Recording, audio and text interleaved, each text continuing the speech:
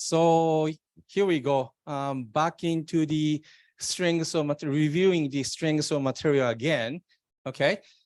All right. And 3 hours to go. I prepared interesting slide in between boarding lectures so that I can keep you awake. Good. Okay. So this is where I started, right? Okay. This is the lecture of the strengths of material. Okay. All right. And I said, we talked about why we need to review the strengths of material, sort of that covers the elasticity and viscoelasticity, okay, for designing the soft robot, okay. All right. And the first thing I did was, okay, we reviewed the statics and dynamics, right? Okay. And by showing this wall climbing robot, okay, created by Simon Fraser University, okay, and that video was showing this robot. It was climbing up the wall, okay. Most part is the hard parts, but if we can build this caterpillar as a soft parts, then we can sort of treat this as a soft robot, right? Okay. And using this example, I try to explain why we need to review the strengths of material for designing the soft robot, correct? Okay, then first thing what we did was reviewing what we can find out from the specification of this wall climbing robot. What we know is the wall is vertical, okay, the robot was moving up, okay? So in that case, usually you have to assume acceleration. Later we said it is moving so slowly, so no acceleration, okay? All right, and we can say caterpillar here has some thickness. It's a polymer, okay, viscoelastic soft material. So again, this part, if we focus on this part, we can sort of say this is a soft robot, okay? All right. And what we can say is this robot can be roughly divided into two parts, right? Caterpillar parts, that is the driving system, and the two links here, okay? So that means as the first step of designing, we have to always simplify the structure, and so that we can simplify the free body diagram so that we can set up the equation, right? Okay. Right, then link, we have two links here. So if we super simplify this problem, we can say 1, 2, 3, 4 forces on a weight on the caterpillar part and the links here. Okay, and finally, we can clearly see a cable here. So once this robot starts climbing up more, this cable will apply attention. Good. Okay, then now what? Then as a, I know, how many of you material science major?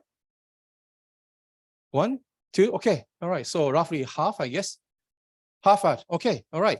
It's okay. So you know, usually we do this kind of thing with material science engineer and mechanical engineer. So this part is sort of done by mechanical engineer. But you know, as a material science engineer, not bad to. It's good to know how things are done roughly, right? Then, and surprisingly enough, most of us does not know, but in this case, friction is the one driving this system. Okay, usually friction in our mind is trying to stop, hinder, slow down the structure, but in this case, friction happening in this belt and the surface is the one pushing this system up, right? Okay. So then usually once these basic specifications are found, then usually we will set up a free body diagram like this, okay, right? And I'm looking at this from the sideway, okay, and put these information that we just identified onto the free body diagram. Basically, the free body diagram is a diagram with the structure, okay, structure and the forces applied on it, okay? And since this is moving up, if you want to be rigor, then you can say there's acceleration. If that's the case, inertial force of moving up is mass, total mass times acceleration. But again, we identify that, notice this is moving so slowly, no acceleration. So we can say this is zero later, okay? All right, and we have weight of the two links, 4 weight of the driving caterpillar system, and friction here on the surface of the caterpillar is the one pushing this system up, so pointing upward. But on the other hand, on this wall, there will be a friction pointing downward, so that this and this will act as the action, reaction, and that cancels out, right? Okay. All right, once everything is here, and usually this is the toughest part, I guess. Then once that's done, we need to set up equation of motion, okay? All right. Right. In this case, things are structured, this robot is moving in Y direction. So that means if you sums up all the forces, it should be equal to inertial force, right? Okay. And what we need to find out is, right. So this part is easy, okay? Acceleration we still do not know. By looking at this picture, which force is pointing up or down. Pointing up, then you should say that's positive. Sorry, I should put the 2 FR here, because here I can see actually 4. 1, 2, 3, 4. Okay, and the tension force is going down, weight is going down, link weight is also going down, right? Okay, good. All right. And oops. Sorry, here you go. Okay. And but again, you know, from the video, we noticed it was moving so slowly at the constant velocity. Constant velocity means acceleration is 0. Then surprise, even this is a moving problem. This will reduce down to statics, right? So summation, oops daisies, I forgot minus t here, sorry. Total summation of the force is equal to 0. Again, I would change this, update this minus t here and post it later, okay?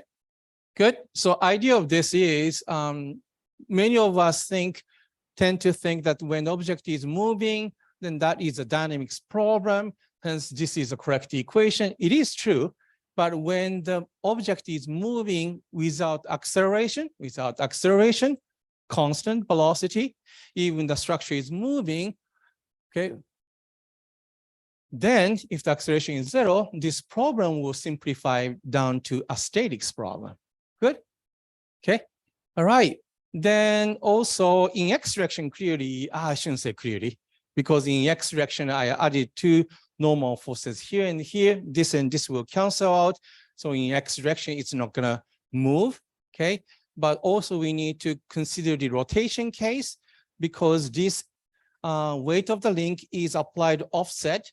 Okay, so it will sort of try to rotate this entire system. Okay, that should be counteracted by some force. So last time I only added this one. Okay, I also added this one to make everything make sense.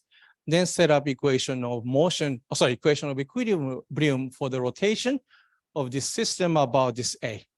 Good, all right. But in this case, I don't think this will play an important role. We just need to worry about this, okay? All right. Good. So that was sort of the quick review of the dynamics and statics. Okay. All right. Then question is, okay, I have to talk about why that all those things we talked about is related to strength of material, right? Okay. So this we solve. Okay. But again, in this problem, I said, why don't we assume this belt part has some thickness? Okay, you can treat that as an elastic or viscoelastic material. Okay, if that's the case, then we need to pay attention to strength of material. Okay, so this part I blow up to this way. Okay, then we can take a look at these small elements here. Okay, friction is applied to the entire surface. Good. Then I ask everybody what will happen to this small rectangular element once I switch on. Okay. All right, this side is going to pull down. This side is trying to pull up. So at the end, this tiny element here on the caterpillar will automatically deform into a parallelogram, right? Good. Now we are talking about the shear. Okay. And in this case, this part plays a very important role in the calculation of the frictions. Good. So that's why. Okay. All right. And good. I hope everybody is still awake. Okay. All right. Then as a homework, I said, why don't we play with this? Good. Right. Again, it's not exactly a soft robot, but I just, came up with an idea. And I have to be honest with you, I'm not a robot person, not like Professor Lin here. Okay. But I think this will work. Okay.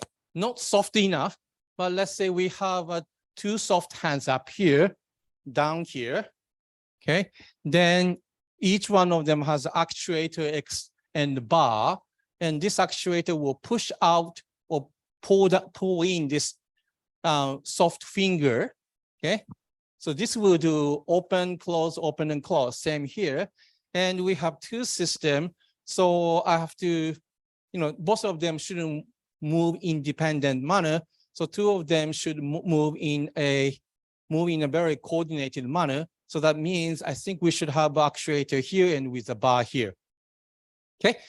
So let's say, okay, I came up with a brilliant idea of this robot. Okay. All right. Okay. And the two actuators for opening hands and closing hands, one actuator to pull hands closer or push away from each other. Okay.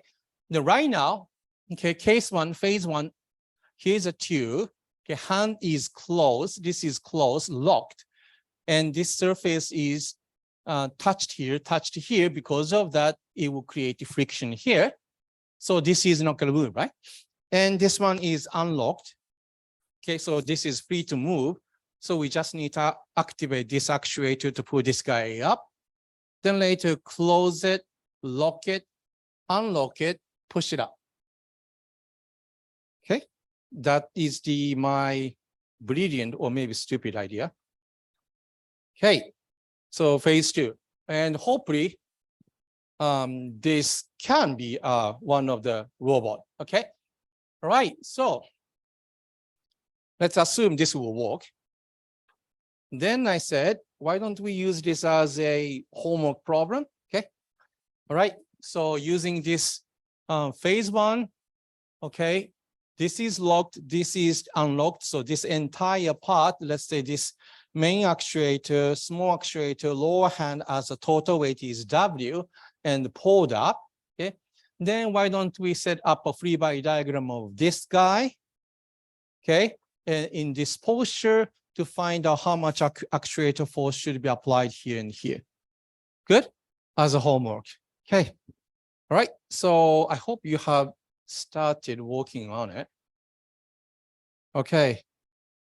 So one thing is you have to complete this free body diagram. Okay, in this free body diagram, actually I will show you the. Okay, so complete the free body diagram. Once that's done, set up equation of equilibrium. Again, we can assume this is moving so slowly, no acceleration. So pretty much we can treat this as a quasi-static problem. So three equation of equilibrium.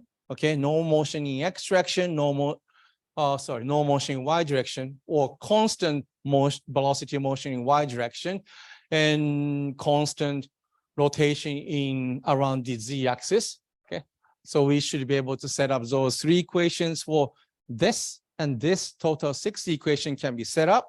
Okay, so first thing is you have to set up the equation of free body diagram, then set up 6 equation of equilibrium, then finally solving those 6 equations, you should be able to find out force of the actuator here.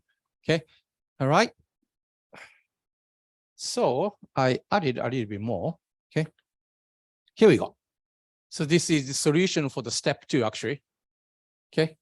Here's a hinge. Okay. So hinge has a hinge force. On this one, I assumed Fx, Fy.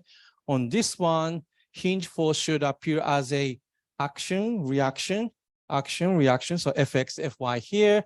And I'm assuming this tip is pushing the wall. So a normal force from the wall, there will be a friction. Same here. But for this one, I'm assuming this handy finger is a little bit shorter than this. So this part is not touching the wall to simplify the analysis. So just only the pin force or hinge force here, you can see. But this end is also touching the wall. So normal force here, friction force here. Good. And I think this will work out. Okay. At least I got the an answer out of it. So use this free body diagram. Now you have to do is set up a 6 equation of equilibrium, then struggle a little bit and find out on FAC. Good? All right. Okay. And what I want you to do is you can write down the solution on your iPad and create the digital image or digital copy of the solution, or you can do it on a sheet of the paper. Okay, capture it using the digital camera, paste onto the MS Word. Either case, you have to convert it into PDF and upload onto the Google folder. That's my expectation. Don't forget to write down your name. Okay, all right.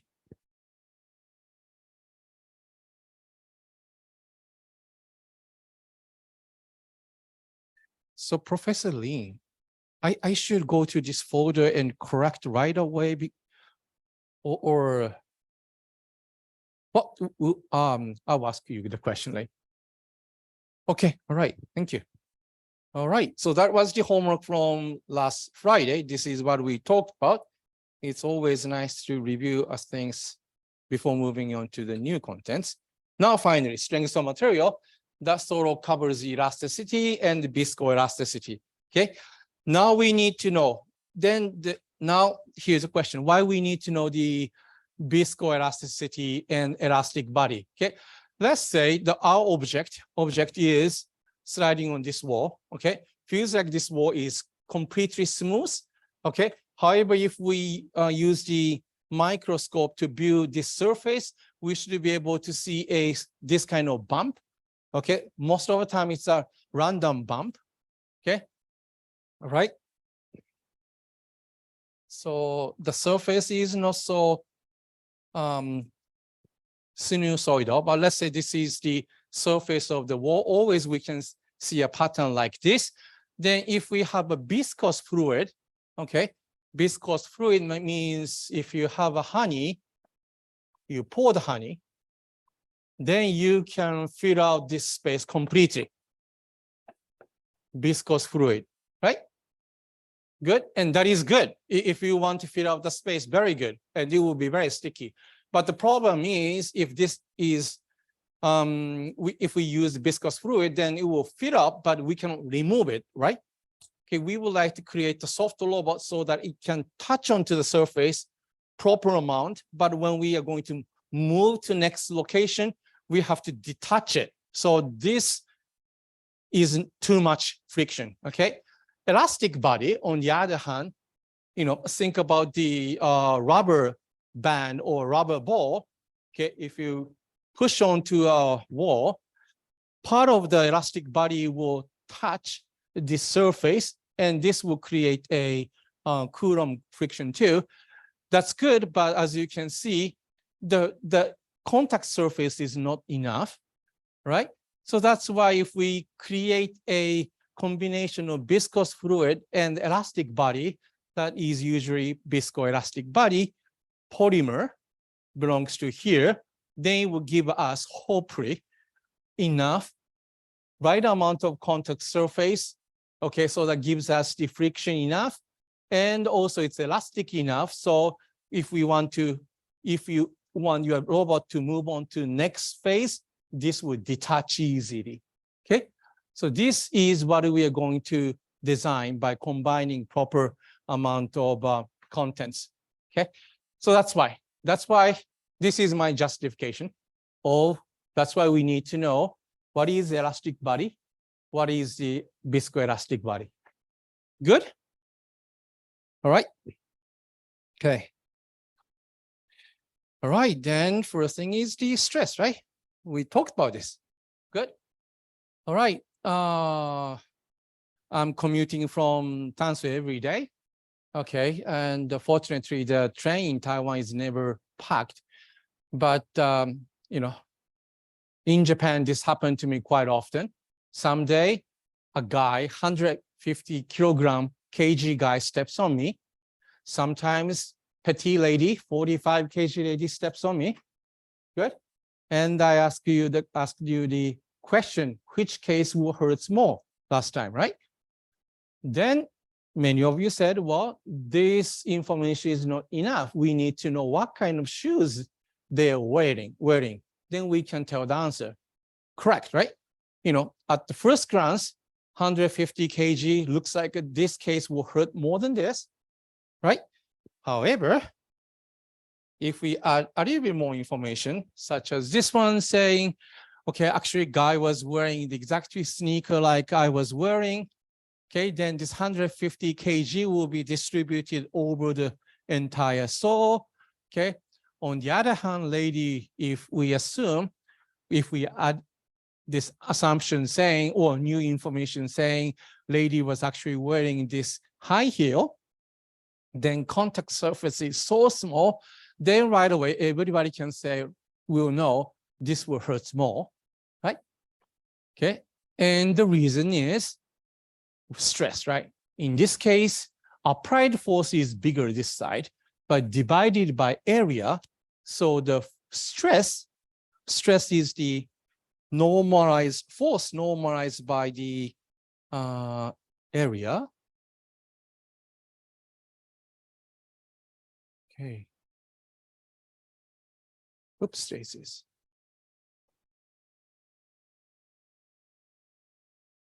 Right. Stress is defined as the applied force divided by applied area. Then we will know clearly this case, the stress is much, much higher. So my foot tissue here will hurt a lot. Everywhere else will be okay. In this case, you know, entire surface of my foot, the cell will be compressed by these shoes, but the stress is smaller, so it will not hurt, right? Okay, so that's why we need to know the meaning of the stress. Okay. All right.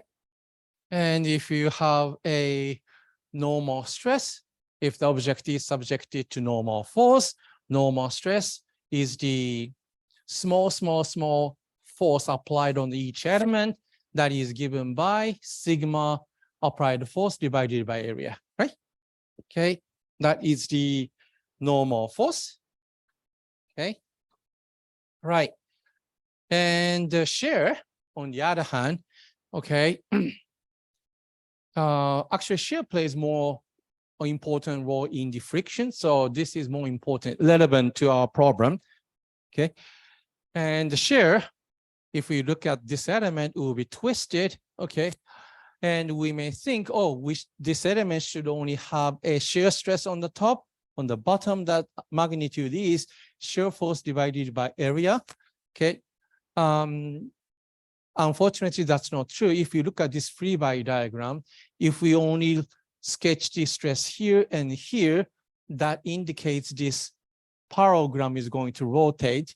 And the fact is, this element is not going to rotate. That means on this side, we should have same amount of shear here and shear here to twist it and prevent the rotation, right? So shear stress, you have to draw this way, okay? All right. Okay. A little bit of the example problems. Okay. All right. So clearly I stole this problem from one of the textbook, okay? Right, it's a quite simple problem, okay? Right, let's say there's a sample, test sample here, cross section is A, subjected to tension force P, okay? Then I would like to find out the force or the stress applied on this tilt surface, internal surface, good? And this surface is tilted angle theta. This theta can be altered, okay? All right, so what should we do to evaluate this kind of problem? Okay, all right. So first thing is we have to draw again free body diagram, right? Okay, and we will apply a cut. Then naturally we will have a left piece, right piece, good. And this surface angle is theta here. This is theta here. All right, and here's the P, right? And I'm going to assume this shear force is going downward, normal force is going upward here. If you want to assume other way around, that's fine. Okay, if my assumption is right, I'll get the positive number. If your assumption is right, by assuming shear force pointing upward, normal force pointing downward, then you get the positive number. If your assumption is wrong, you get the negative number. That's it, okay?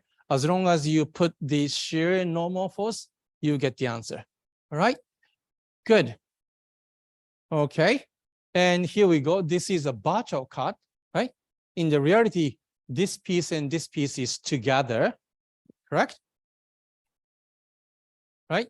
These are internal forces. So based on what we have learned in physics or statics, we have to say this is action, reaction. So if this is assumed to be pointing outward, this should be pointing inward. Shear, if you assume here to point downward, this shear should point upward, right? So that this and this cancels, this and this cancels, okay? And clearly you can use this free body diagram to solve the problem too, okay? All right. So free body diagram is given. Actually, this is the toughest part usually, okay? All right, then you can set up the, this is a pure statics problem. So we can set up equation of equilibrium. Okay, you can use X, Y, horizontal direction as a coordinate, you can do so. But if you use horizontal and vertical usual Cartesian coordinate system, then we don't need to do anything about to this P. However, this is tilted, so you have to apply sine, cosine to decompose this V into X and Y, and is also tilted if you use XY coordinate system this way, usual Cartesian coordinate system, then you have to decompose this one in X and Y. So usually it's not so clever idea. If you have a tilted problem, use tilted coordinate system is more cost effective, right? Okay, so I use this one, okay? All right, in this case, if you look at this, I have a shear force pointing downward, positive. I have to decompose this into X and Y direction, okay? Right, I didn't say it, sorry. X component is pointing this way, good?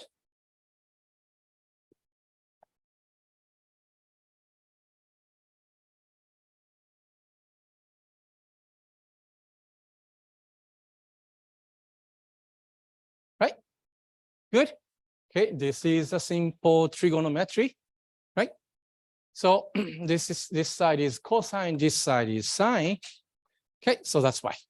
Okay, and if I do so, this is pointing negative of X, so negative. That's it. Good. In Y direction, do the same thing. We can set up that one. Okay, again, I got the positive number, positive number. That simply means I got lucky. You know, I assumed shear force downward, I got lucky. I assume normal force upward, I got lucky. Okay, good. All right. Then, now we have to evaluate the, we only know this cross-sectional A, okay? And let's assume this thickness of this sample is H, width is W. Then what will happen to this area of this tilted slope, okay? Let's say the length of this tilted slope is L, width is W, then clearly the area is W times L, okay? All right, here we go. All right, but noticing this is also another right triangle, right? 90 degree here, theta here. The slope length is L, height is H. So those relationship you can use L sine theta H, then you can find out L to be a function of H and theta. So plugging in, then finally we can say cross-sectional area A and area of this tilted slope, A prime, is related by this, right? All right, then end is near. So the finally, normal force, normal stress, shear stress on that tilted surface is given by normal force divided by area. Okay, normal force is N. We found that to be P times sine theta. Area A prime of this guy here is equal to this. So finally, we can get this one. Good. All right, that's it. Okay. Any questions? Simple enough. Can I ask one question? The material science student also, did you take the statics? Oh, good. Good. So this is super easy for you already. Okay, great. All right, strain. Okay. All right. Strain, if you have a rubber band like this and stretch in one direction before deformation, if you put these line here, if you stretch it, what will happen is this line will elongate, right? Elongates. This yellow line will shrink, and because of that, this tilted line, green line, will rotate. If originally this was 45, it will tilt more or tilt less. Okay. All right. So, okay. Again, right. Similar question. Which case is worse case? If a rubber strip is elongated 1 millimeter, okay, that's one case. Sorry, I shouldn't have N here, sorry. A commercial airplane elongates about 3 millimeter at the cruising height, okay, 10,000 meter at the high altitude. You know, when the airplane goes up, cabin pressure is kept at the around the pressure of the 2,000 meter, okay, so that we can enjoy the flight. So that means, but airplane keep going up to 10,000 meter. That means internal pressure will push the airplane, so it will elongate. It's true. Okay. Roughly all airplane roughly elongate 3 millimeter. Good. All right, and actually it shrinks more, right? Airplane goes up 1,000 meter. Every time we go up 1,000 meter, how much temperature goes down? Do you know? Roughly. Okay. 6 to 7 degrees. Yeah. So if you go up 10,000 meter, you know, the temperature will drop 70 degrees C. Yeah. All right. So anyway, and because of that, usually commercial airplane shrinks because of the cold. It shrinks more, way more than elongation, right? So, you know, if we ask this, if we pop this kind of question to usual people, then people will say, okay, rubber is subjected to bigger stretch. Okay, it feels that way. Oh no, sorry, this is bigger stretch here. Okay, however, it's not true, right? As an engineer, we know we have to compare what is the original length. Okay, if the original length of the rubber is 10 millimeter, then we can say this case rubber stretched 10%. Good. And usual airplane is roughly 40 meter long. Then in that case, you find out this airplane only elongated this much. Good. So it is quite safe. Okay. All right.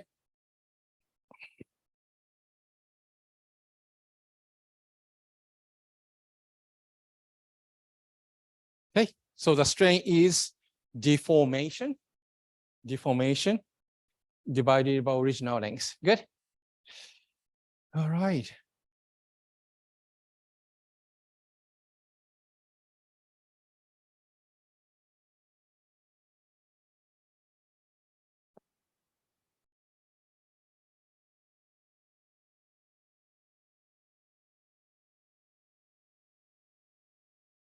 Okay.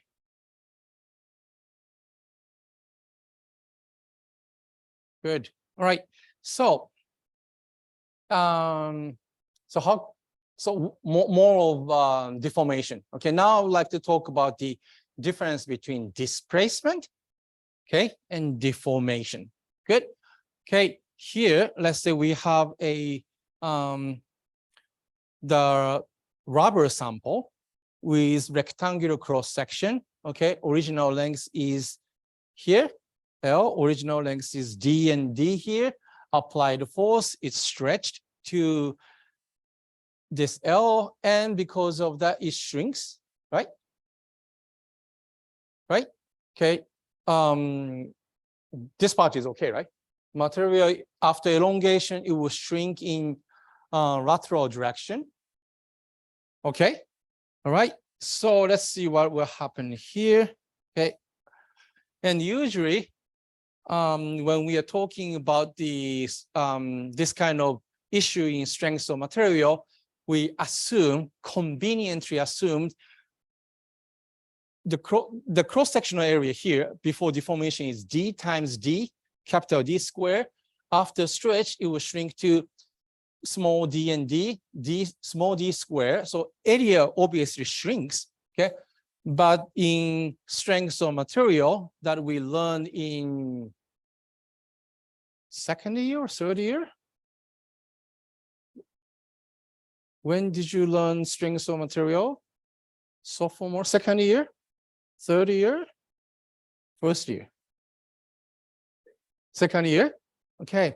All right. Anyway, in strength of material, because we assume this elongation is so small, so let's assume shrinkage is not that much. Because of that, we can assume area before and after cross-sectional area is about the same. Okay. Actually, that's not true, but for now we can assume that way. Okay. All right. Then strain in this case z direction is defined by final length minus original length divided by original length, right?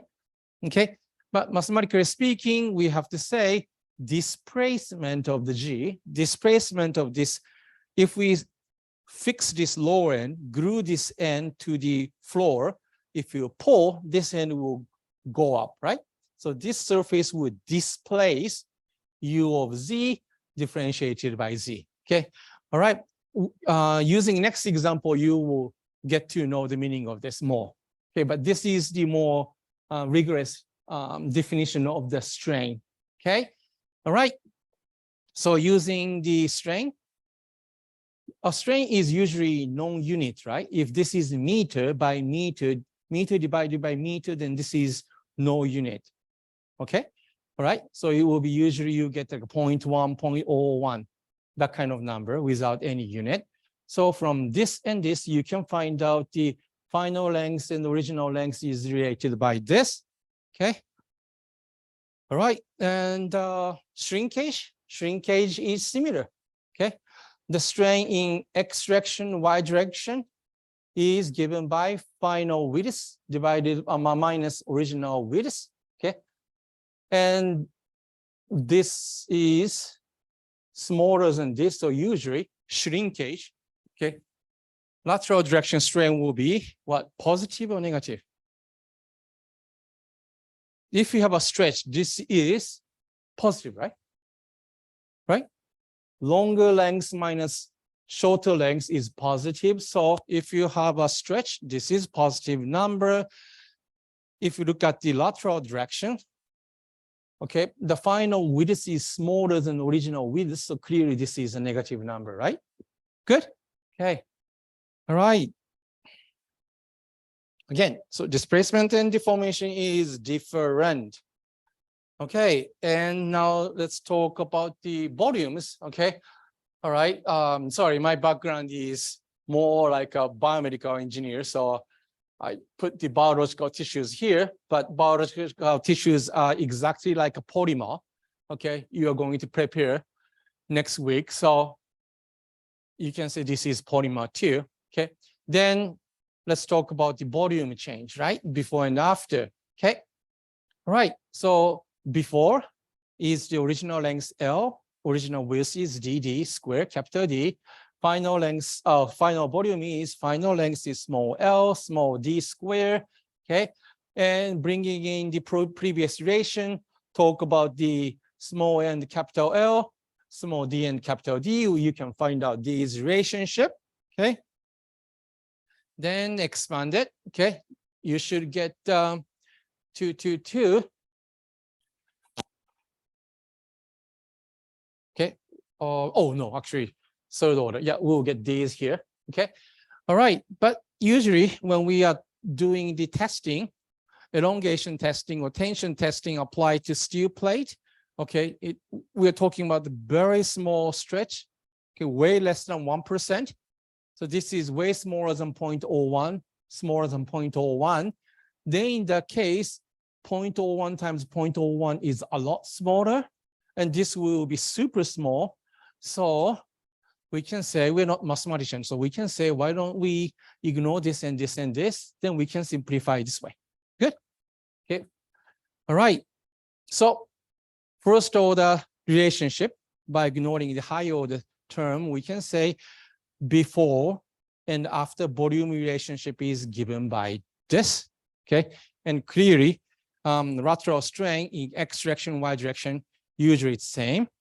All right. Okay.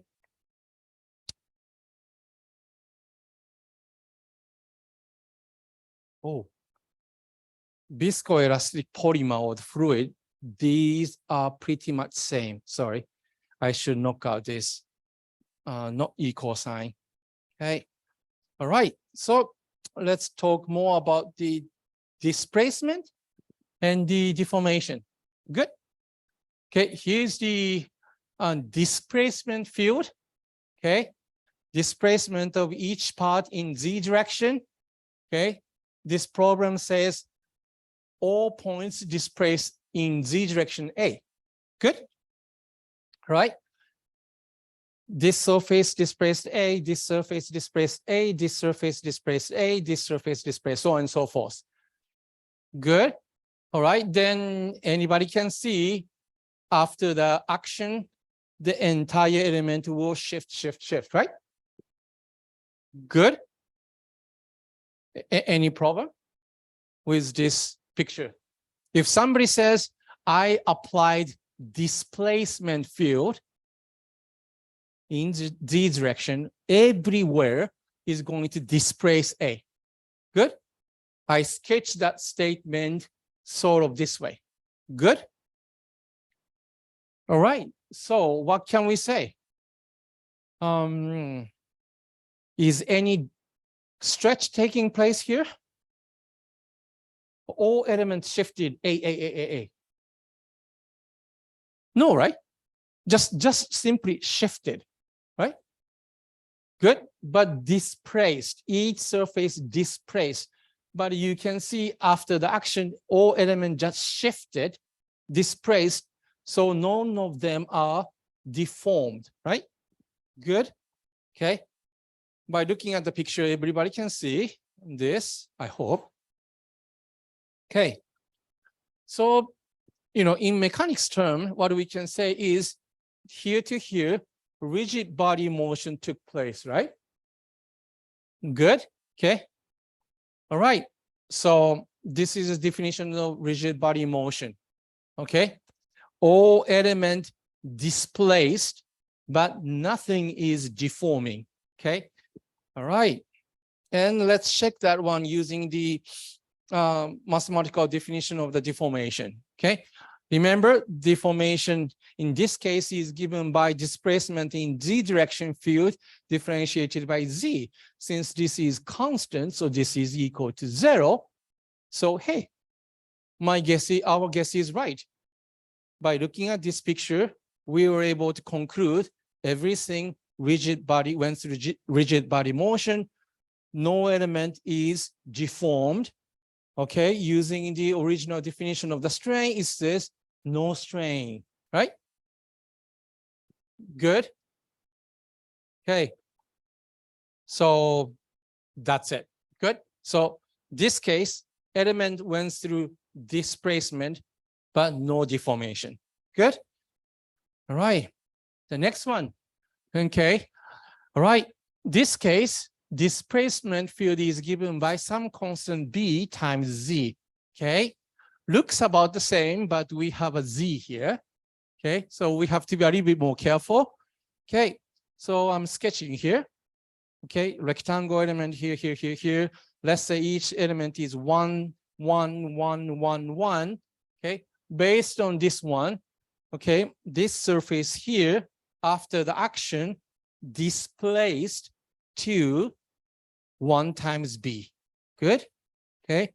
After the action, this surface displaced to 2 times b. Good. All right. Okay. So on and so forth. So clearly the picture is different from the previous picture. Okay. So what we can say is, now for this case, we are applying this slightly different displacement field, but picture is completely different, right? And everybody can see all the elements are elongated. Okay? Okay.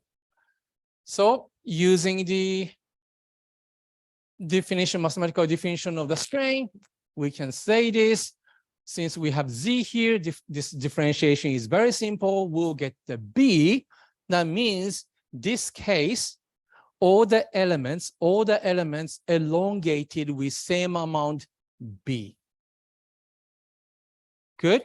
And it's true. If you look at compare this one to here, this elongated b from here to here, elongated b from here to here, elongated b, but all of them are elongating. So this top surface of the element moves more. That's it. Good. All right. So these two slides, I just wanted to emphasize displacement and deformation. Most of us try to use them intermixed manner, but it shouldn't be that way. Okay. Displacement and deformation is different. Good. All right.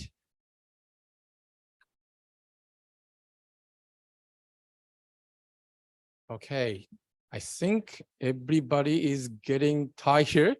So I will skip this example problem. Okay, all right. Good, okay. Allow me to move on to Monday story. How's that? I knew this will happen. So let's talk about the short break. Short break.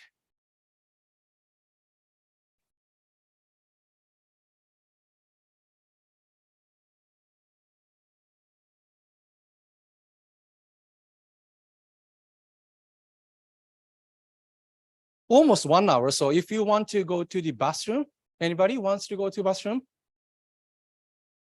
Fine. Still okay? All right. So then here's my short story. Okay. All right. Okay.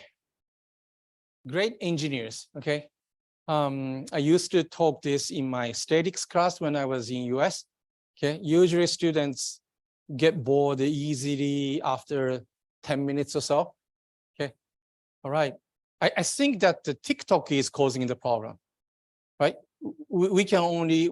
Nowadays we have the attention span shorter and shorter because of the YouTube or TikTok, sadly enough. But it's okay.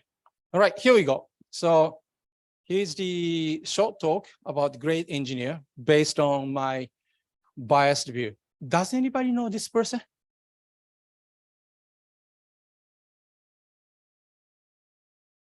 Have you ever seen this airplane before?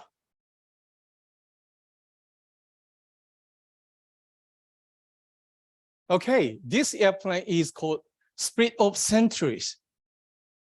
Hint 1. Does it ring a bell? This is a airplane first time did something. Can you guess? Did something special, at least. Can you guess? This airplane did something for the first time. Any guess? What? Ooh, good. What ocean? He's American, so yeah. He tried later, actually. Yeah, no. The Pacific Ocean for the Americans is like a backyard. Okay, for Americans, Atlantic Ocean is the front yard. Okay, so this airplane flew the Atlantic Ocean, not the first time, actually second time. Okay, and what special thing about this airplane or this person? This person is the Charles Lindbergh. Okay, Charles Lindbergh. Chinese name is what? Ren Pi, I guess. Lindbergh is Ren Pi, I think so. Could you Google it? Can you? You have a smartphone, right? Here, Charles Lindbergh. Good. The reason why I pick him, he's an aviator, pilot. Okay. And he's a great engineer too. The reason why I pick him is actually he attended UW-Madison. Okay, and I graduated from UW-Madison. I graduated, he didn't graduate, and he became a successful pilot. Okay, and UW-Madison has lots of those alumni who attended, never graduated, became a famous politician, so on and so forth. So, yeah. Good. So his name is Ren Pi. Have you fun? Good, thank you. Okay. So anyway, so he quit school. Clever idea for him. He became a pilot. First, he became a pilot for U.S. Postal Service. Okay. United States is so big. So after the World War I, they had so many used airplane, and these people bought those used airplane and told U.S. Postal Service, I can fly your mail from point 1 to point 2 quickly with cheap cost. Okay, all right. They sort of worked for U.S. Post. Okay, and he accumulated flying hours, became a very experienced pilot. All right. Okay, and this airplane is called Spirit of Centuries. If you go to NASA Smithsonian Museum, at the entrance, you can see it hanging up there. Good. All right. Why he became famous? Okay. So French tycoon, the rich person, Oteg, he said, actually 1919, people already flew from Newfoundland to Ireland already. So flying cross-Atlantic Ocean flight was not so special anymore. So, but this Oteg, French tycoon, the hotel owner said, okay, let's make it a little bit harder. Why don't I set up a price competition? If you can fly between New York City to Paris, non-stop, okay? You can fly by yourself with your friend, doesn't matter. You have to design your airplane too. From here to here or other way around. If you achieve that one, I'll pay you $25,000. Okay, all right. Actually, that's not much. In 2020's US dollar is 373,000.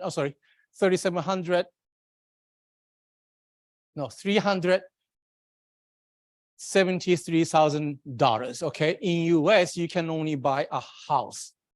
Okay, yeah, actually, you can buy a house in Tanshui with this, right? In Taipei, I think nobody can buy a house here with this price. Well, anyway, not much. Okay, but it was interesting challenge set up by Oteg. So many people tried it. Okay, all right. From here to here, non-stop, or from here to here, non-stop. Good. All right. And the next question: from flying from here toward the east to Paris is easier, or taking off from Paris and fly toward the west to New York, which is easier?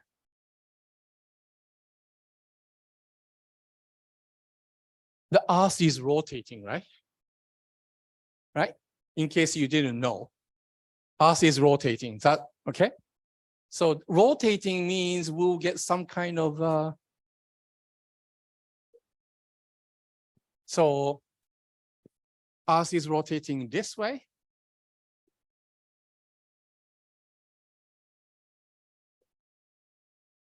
That's right. There's a stream here, right? Jet stream will push you. So other way around is harder. Okay, but Orteg didn't say anything about those things. You can, as long as you can achieve this, the money is yours. Okay, all right. Okay, so many people tried. Okay, the first aviator, Ren Pi, is a famous fighter pilot from the World War I. Okay, French guy, he thought, okay, I'm a very experienced fighter pilot. I can do this without problem. Okay, his idea was, since I'm going to fly so long, so I should have a big airplane, right? Okay, and since I'm flying so far, I would like to have a co-pilot. I don't want to do this by myself. Make sense? I want a team to fly with me. So he said, I'll be the main pilot. I need a co-pilot, right? Co-pilot. And I need a navigator, right? Navigator is the person look at the stars, measure your position. At the time, nobody had the GPS, right? So it's very natural way to think this problem, tackle this problem. So he said, I'm going to be a main pilot. I need a co-pilot. I need the navigator. And also I need a radio operator, right? Okay, radio operator. Okay, and also he's a French guy. He said, I would like to have a good food. So I would like to have a refrigerator too. Okay, if you ask for those things, naturally airplane will become very big, right? Big airplane requires many engines to take off, right? Okay, and sadly, airplane engine, they consume lots of fuel, all right? The airplane was already big. Main pilot, co-pilot, radio operator, navigator, and refrigerator. Oh, I forgot one thing. He also added a bed so that he can take a nap. Okay, big airplane requires more engines. More engines requires way more fuel, right? Today we fly airplane like 757, 787, 70% of the weight is fuel. Good, okay? So lots of fuel. Then as a result, this airplane became so big and so heavy, okay? They tried to take off from the New York City. They couldn't even take off and came down and the airplane is destroyed. Good? All right, but very natural way to tackle this problem at that time, right? Okay, and here's another two French fighter pilot team. They flew from France toward New York City, and they were a bit more smarter, okay? They say we are only two-person team, okay? So airplane can be a lot smaller, but we need a large engine. Because of that, we need huge fuel tank, okay? Then they took off from Paris, okay? Just like you said, if you do that, you are flying against the headwind. It would take way more fuel, okay? And sadly, they disappeared mid-Atlantic. Okay, that was their mistake. Good? All right. So the final person is the Charles Lindbergh, okay? Again, he's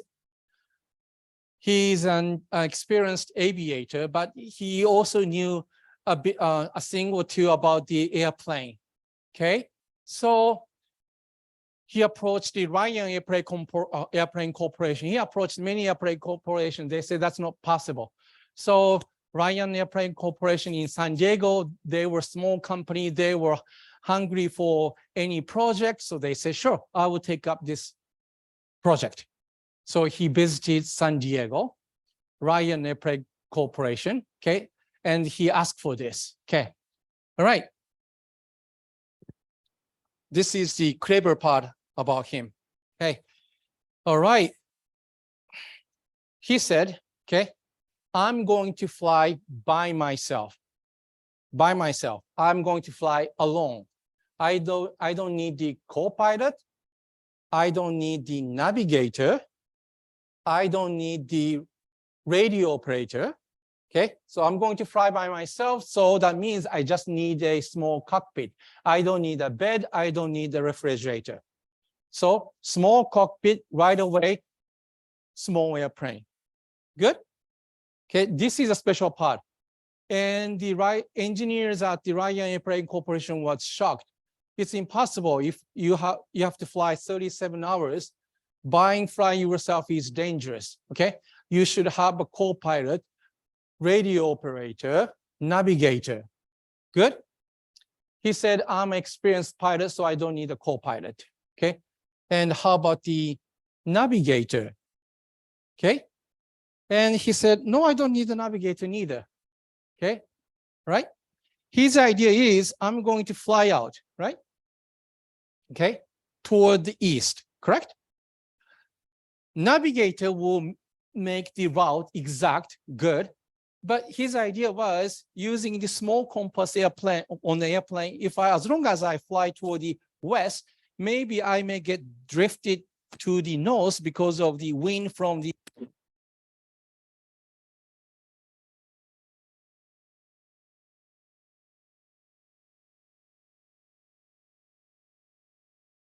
right. So airplane may get drifted toward the north a little bit, but think about it. The European continent is so big, right? He should be able to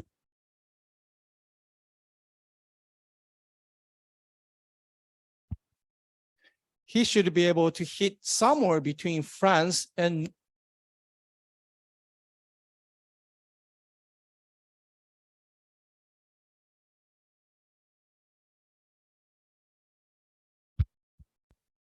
okay, sorry. So he said, I don't need a navigator. Good. All right. So co-pilot is gone, navigator is gone, and the radio operator.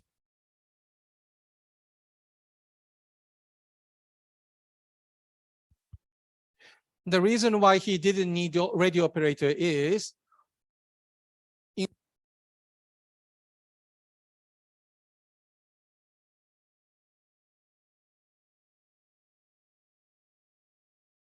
radio operator. You're flying 10 hours, 20 hours. What kind of situation you will need the radio operator?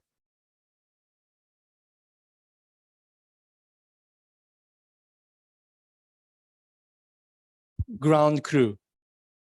What kind of situation? Good.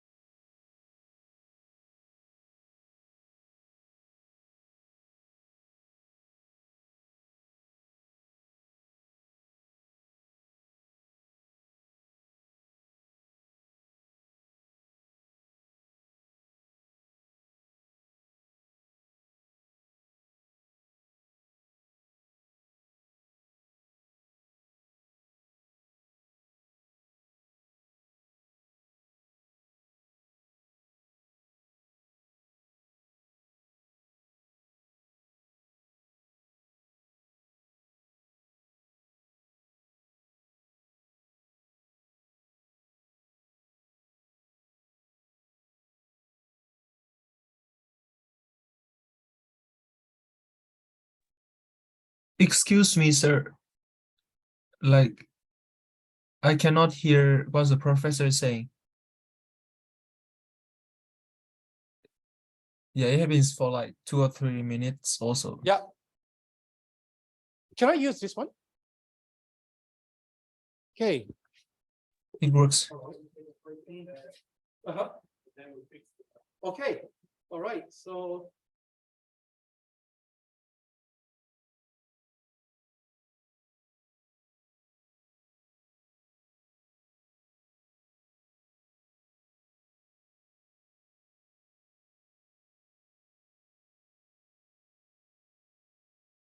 Okay. Why actually? I think the battery is getting low. That's my.